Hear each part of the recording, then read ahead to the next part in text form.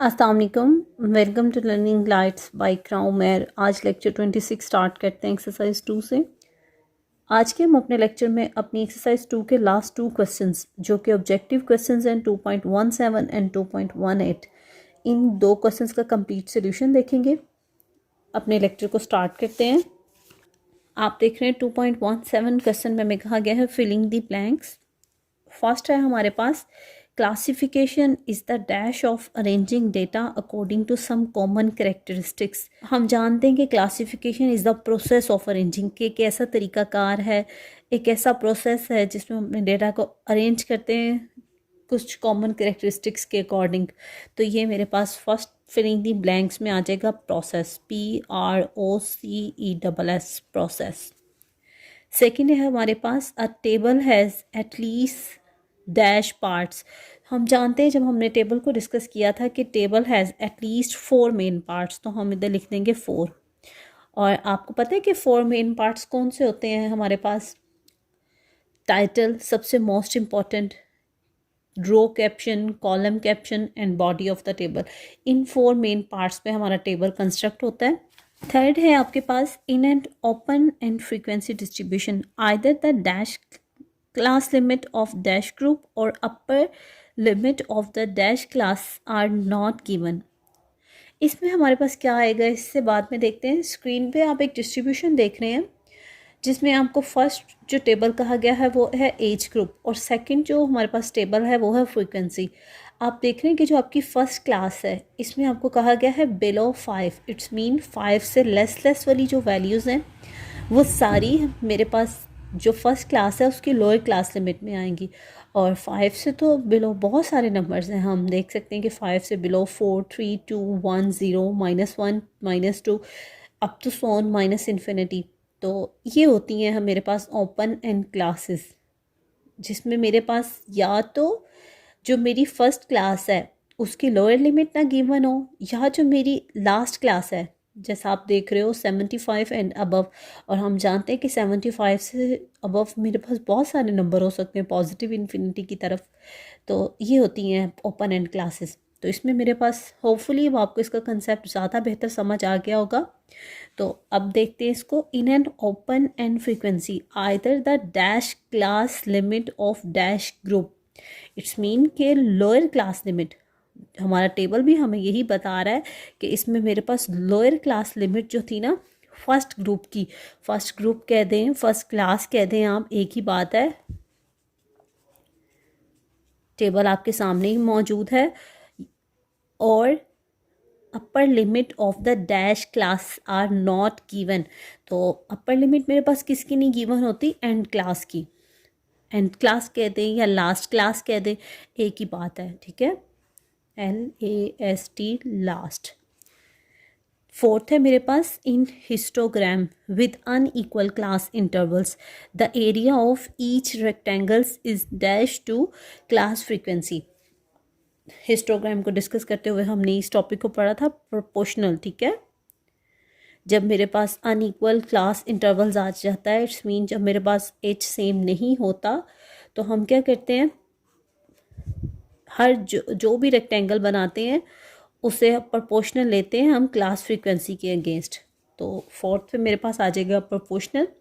Fifth है an ogive is a dash polygon. Ogive क्या होता है? ऑगिव जो होता है वो मेरे पास कम्युलेटिव फ्रीक्वेंसी पॉलीगॉन होता है। तो इधर क्या आ जाएगा? CF cumulative frequency polygon. मैं जस्ट CF मेंशन कर रही हूँ। C stand for cumulative and F stand for frequency. 6 है आपके पास a frequency table can be represented graphically by a dash। ये बहुत इंपॉर्टेंट है, आप कह सकते हैं। फॉर एग्जांपल अगर आपको फ्रीक्वेंसी डिस्ट्रीब्यूशन दे दिया गया और जस्ट आपको ये स्टेटमेंट है represent this frequency distribution graphically, तो ग्राफिकली तो मेरे पास बहुत सारे ऑप्शंस हैं। सिंपल बार डायग्राम है मेरे पास, सब डिवाइडेड बार डायग्राम है। हम नहीं जानते कि भाई कौन सी एग्जैक्ट डायग्राम बनानी है। तो याद रखिएगा जब भी फ्रीक्वेंसी डिस्ट्रीब्यूशन हो उसको रिप्रेजेंट करने के लिए हम क्या करते हैं, हम हिस्टोग्राम ड्रा करते हैं। और आपको पता है सेकेंड ईयर में आप एक टॉपिक पढ़ेंगे हिस्टोरीग्राम। ये हिस्टोग्राम है, वो हिस्टोरीग्राम है। हिस्टोग्राम को हम इस तरह डिफाइन करते हैं, the visual representation of frequency distribution is called histogram and the graphically representation of time series this is called हिस्टोरीग्राम।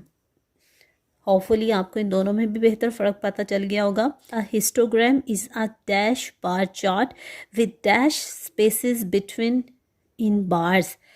Screen पे आप देख रहे हैं हिस्टोग्राम कंस्ट्रक्ट हुआ हुआ है, तो हम कह सकते हैं कि जी इस ग्राफ को भी देख के histogram is a dash bar chart. Histogram is a vertical bar chart. आप देख रहे हैं कि वर्टिकल बार्स आपने ड्रा की हैं।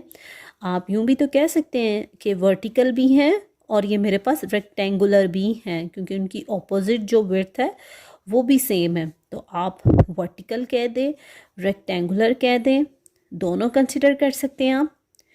अ हिस्टोग्राम इज़ अ वर्टिकल या rectangular bar chart with dash space between in bars with no space, क्योंकि हिस्टोग्राम जो होता है उसमें जो मेरी बार्स बनती हैं वो एडजेसेंट होती हैं, मिली होती हैं, कंबाइन होती हैं। 8 है आपके पास, the area of each bar is dash to the frequency it represent. Proportion होता है, जब भी हम बार बनाते हैं तो हम उसे बार जो की विड्थ जो होती है वो प्रोपोर्शनल चल रही होती है फ्रीक्वेंसी डिस्ट्रीब्यूशन के, तो इधर भी आपके पास आ जाएगा प्रोपोर्शनल। लास्ट है आपके पास, if mid point of the top of the consecutive bars in a histogram are joint by straight line a dash is obtained. और आपको पता है कि हिस्टोग्राम में आप क्या करते हैं, आप अपनी एक्स एक्सिस पे सी बी ले रहे होते हैं और अपने वाई एक्सिस पे फ्रीक्वेंसी ले रहे होते हैं। तो सी बी में के जो मिड पॉइंट्स आ रहे होंगे आप, वो कहता है कि इन मिड पॉइंट्स को अगर आप जॉइंट करो तो आपके पास जो फिगर बन रही होती है वो मेरी क्या कहलाती है, वो मेरी फ्रीक्वेंसी पॉलीगॉन कहलाती है।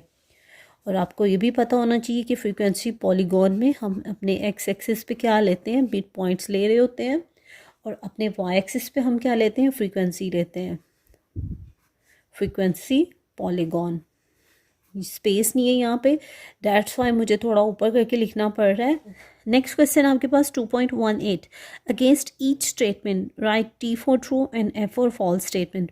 जब आप लास्ट पे इस क्वेश्चन के आंसर को चेक करेंगे तो काफ़ी ज़्यादा मिस्टेक आ रही होगी। मैं आपको आंसर तो बताऊंगी लेकिन साथ सॉलिड रीज़न के भी, तो होपफुली आपके कंसेप्ट क्लियर हो जाएंगे। फर्स्ट है मेरे पास, group data and primary data are same. Group data मेरे पास वो डेटा होता है जिसमें हमारे पास ग्रुपिंग हो रही हो, ग्रुपिंग हुई होती है, क्लास का कॉलम बनता है, फ्रीक्वेंसी का कॉलम होता है। लाइक जो डेटा होता है ना वो मेरे पास फर्स्ट अरेंज किया होता है, किसी समवन ने हमें अरेंज करके प्रोवाइड किया होता है और हम इसमें मज़ीद वर्क करते हैं, वो डेटा मेरे पास ग्रुप डेटा होता है। और जो प्राइमरी डेटा होता है, प्राइमरी डेटा तो रॉ डेटा होता है। तो क्या हम कैसे कह सकते हैं कि group data and primary data are same. तो फर्स्ट स्टेटमेंट मेरी इसलिए फॉल्स हुई। आप देखिएगा कि आपकी बुक में इसे ट्रू कहा गया है लेकिन एक्चुअल इसका आंसर फॉल्स आता है। क्यों है ये भी मैंने आपको बता दिया। सेकेंड है आपके पास, the class mark is also named as mid point. Exactly आप कह सकते हैं क्लास मार्क कह दें, मिड पॉइंट कह दें, और मिड पॉइंट को मोस्टली वो एक्स से रिप्रेजेंट करता है या वाई से, तो ये मेरे पास आ जाएगा ट्रू। तो मैं मेंशन कर दूंगी ट्रू। थर्ड है आपके पास, a table has at least 3 part. No, अभी हमने देखा है कि table has at least 4 part, तो थर्ड भी आपके पास आ जाएगा फॉल्स। फोर्थ है आपके पास, the graph of time series. इधर हमें कहा गया the graph of time series is called histogram. अभी मैंने आपको फिलिंग दी ब्लैंक्स को डिस्कस करते हुए बताया कि graph of time series histogram नहीं होता, वो हिस्टोरीग्राम होता है, जबकि ग्राफ ऑफ फ्रीक्वेंसी डिस्ट्रीब्यूशन मेरे पास होता है हिस्टोग्राम। तो ये मेरे पास आ रही है फॉल्स। नेक्स्ट है fifth, cumulative frequencies are decreasing. आप देखें जब भी आप कम्युलेटिव फ्रीक्वेंसी बनाते हैं उसकी डेफिनेशन ये है कि हम इनकमिंग फ्रीक्वेंसीज को क्या करते हैं, प्लस करते रहते हैं। फॉर एग्जांपल अगर फर्स्ट फ्रीक्वेंसी 2 है तो उसमें मैंने सेकंड फ्रीक्वेंसी प्लस करनी है, तो प्लस करके तो 2 से लार्जर आंसर आएगा, तो हम नहीं कह सकते कि cumulative frequencies are decreasing, it must be increases. तो ये फिफ्थ आपके पास आ जाएगा फॉल्स।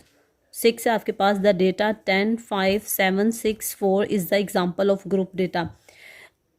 ये तो मेरे पास रॉ डेटा है जिसे हम कह रहे होते हैं प्राइमरी डेटा, ग्रुप डेटा मेरे पास वो होता है जिसमें क्लासेस और फ्रीक्वेंसीज बनी हो या कॉलमर फॉर्म में मेरे पास डेटा हो, तो 6 आपके पास आ जाएगा फॉल्स।